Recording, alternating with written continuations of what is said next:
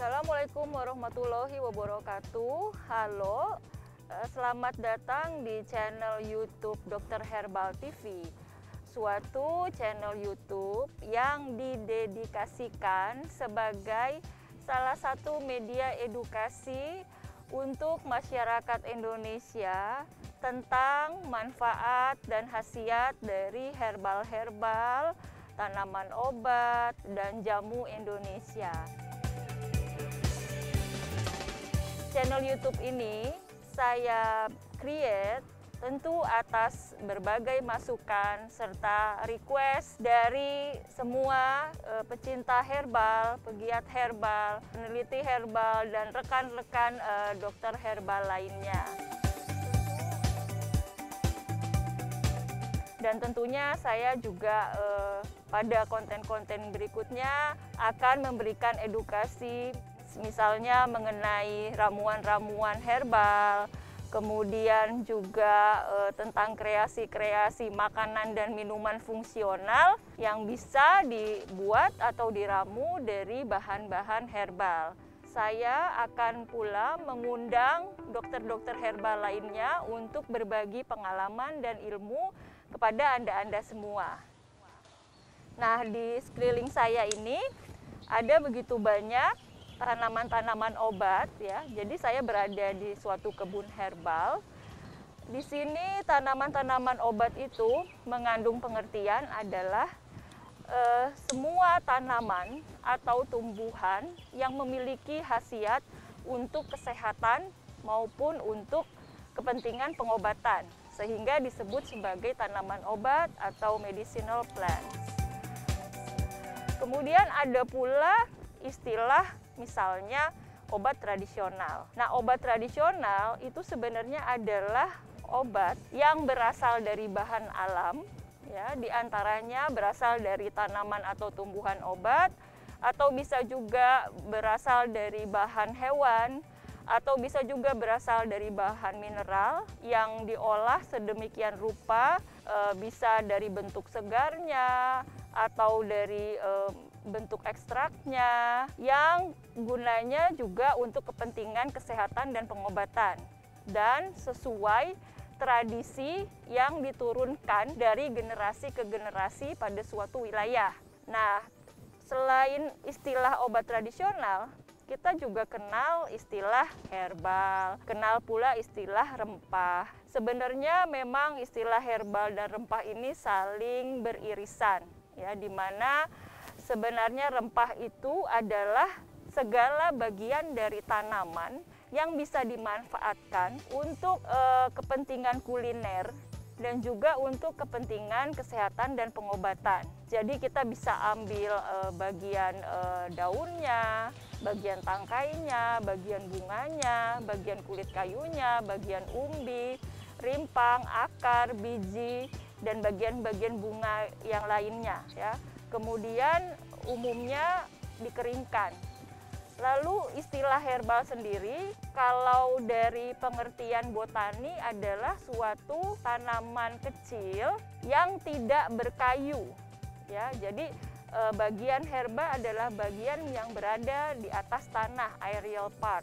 Dan umumnya bagian tanaman yang dimanfaatkan sebagai herbal, obat herbal adalah bagian daun, tetapi bisa juga bagian dari seluruh yang tumbuh di atas permukaan tanah. Jadi begitulah sekilas pandang konsep tentang herbal, rempah, obat tradisional, dan tanaman obat.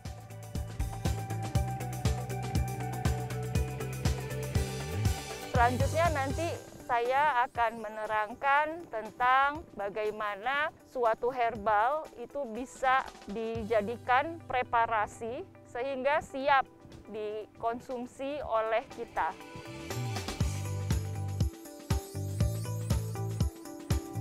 Nah, di depan saya ini sudah ada contoh-contoh yang dinamakan preparasi herbal ya. Ya, misalnya ini adalah kumis kucing ya. Jadi baru dipetik itu kita sebut segar ya, bahan segar.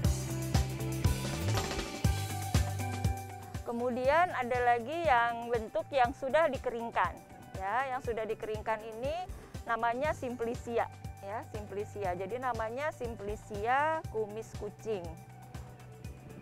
Kemudian ada lagi simplicia yang sudah dirajang kecil-kecil ya. Kemudian dimasukkan dalam suatu kantong teh sehingga nanti penyajiannya seperti halnya kita membuat teh ya, teh hitam atau teh hijau. Kemudian ada lagi simplicia kering yang dibuat menjadi serbuk ya atau bubuk. Ini contohnya. Lalu ada lagi preparasi yang lebih modern lagi yaitu dalam bentuk ekstrak ya. Ini dalam bentuk ekstrak. Nah, bisa misalnya ekstraknya berupa ekstrak kering ya, udah ekstrak bubuk kemudian dimasukkan dalam kapsul ya. Ada juga misalnya ekstraknya cair, misalnya dalam bentuk konsentrat. Kemudian bisa juga ekstraknya itu dibuat menjadi sediaan sirup. Sebenarnya ada banyak lagi preparasi dan sediaan lainnya ya, misalnya tablet atau kaplet dan sebagainya.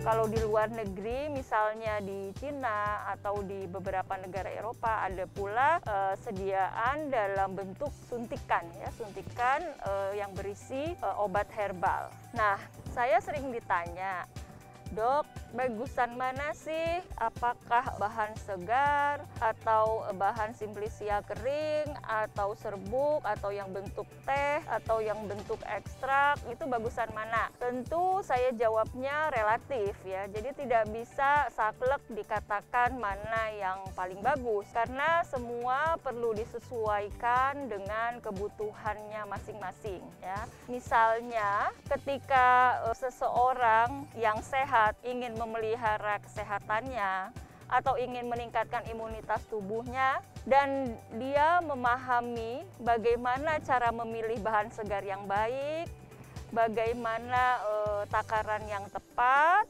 bagaimana cara meramu yang tepat, tentu dia bisa saja membuat sendiri minuman herbal dari bahan segar.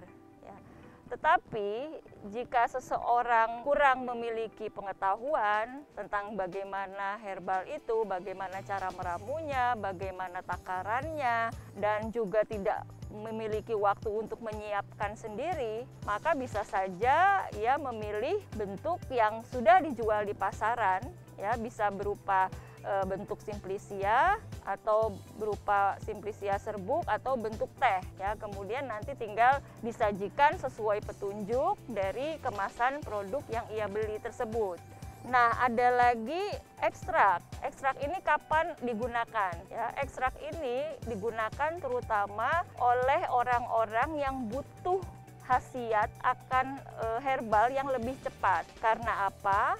Karena dalam ekstrak, misalnya dalam satu kapsul ekstrak ini yang hanya beberapa ratus miligram ini mengandung berkilo-kilogram bahan segar yang sudah diekstraksikan sehingga dia menjadi volume yang kecil. Tetapi sebenarnya kandungan senyawa aktifnya sangat terkonsentrasi atau sangat banyak, sehingga bisa ditujukan secara spesifik untuk mengatasi gangguan-gangguan kesehatan dengan lebih cepat. Dan bentuk yang seperti ini tentu mudah meminumnya, nyaman meminumnya. mudah didapatkan di pasaran. Jadi untuk orang-orang yang memang membutuhkan khasiat herbal secara cepat untuk mengatasi gangguan-gangguan kesehatan tertentu dan ingin kepraktisan serta belum mengetahui takaran yang tepat, maka ia bisa mengkonsumsi dalam bentuk ekstrak dengan takaran dan cara pemakaian yang mengikuti dari kemasan atau label yang ada pada produk tersebut. Jadi itulah kiat-kiat dalam memilih mengkonsumsi apakah bahan segar atau simplicia atau ekstrak. Mengenai keamanan, umumnya bahan segar adalah bahan yang paling aman. Karena bahan segar kita cukup meramu dalam volume yang kecil. Dengan bobot yang kecil, maka efek samping hampir tidak ada. Lain halnya kalau misalnya ekstrak, karena di dalam suatu ekstrak itu berasal dari berkilo-kilogram bahan segar, kemudian senyawa aktifnya sangat terkonsentrasi dalam jumlah yang besar, maka bisa saja beberapa orang mengalami efek samping. Walaupun kita tetap bisa mengatakan bahwa bahan herbal adalah bahan yang sangat minimal efek samping, karena senyawa-senyawa aktif yang terkandung di dalamnya bersifat alami. Jadi senyawa fitokimia yang alami, bukan senyawa fitokimia sintetik. Dalam mengkonsumsi herbal-herbal, entah itu bahan segar, entah itu simplicia, entah itu ekstrak, sebaiknya tetap komunikasikan atau konsultasikan dengan dokter ahli, sehingga Anda bisa mengkonsumsi secara aman dalam takaran dosis yang tepat. Terima kasih ya sudah menyimak konten perdana dari channel YouTube Dr. Herbal TV. Jangan lupa like and subscribe ke channel Dr. Herbal TV. Nantikan episode-episode selanjutnya. Saya akan melangkah ke arah edukasi bagaimana cara membuat ramuan yang baik. Tetap tunggu ya. Sampai jumpa.